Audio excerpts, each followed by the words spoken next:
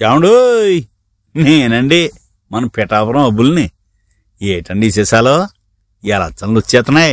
మన పవన్ కళ్యాణ్ గారేమో పిఠాపురం ఎంచుకున్నారు కదా. ఈ మాట వినటానికే చాలా గొప్పగా ఉందండి.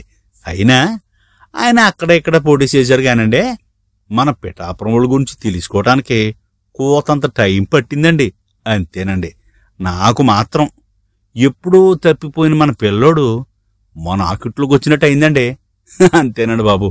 ఏదేమైనానండి, అలాంటోడు ఇక్కడ పోటీ చేయటం, మన పిఠాపురం నియోజకవర్గ ప్రజానీకం అంతా నీరాజనాలు ఎట్టడం మా చెడ్డ గొప్పగా ఉందండి.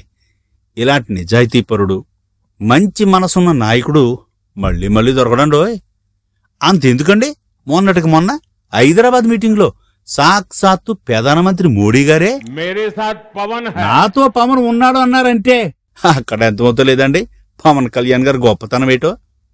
ఏదేమైనా గానండి, ఎవడు ఎన్ని యాసలేసినా, ఎన్ని కుట్రలు చేసినా అండి, పిఠాపురంలో వచ్చేది జనసేన పార్టీ అనండి. అది అంతేనండి.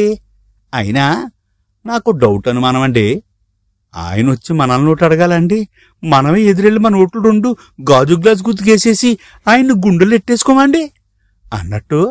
రెండో ఓటు ఎవరికనేదేగా మీ అనుమానం?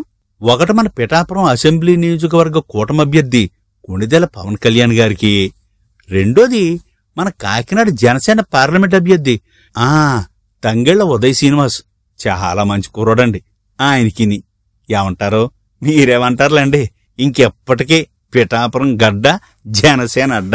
అదంతేనండి. ఉంటానండి. మరి మే 13వ తారీఖున పోలింగ్ బూత్లో కలుద్దామండి.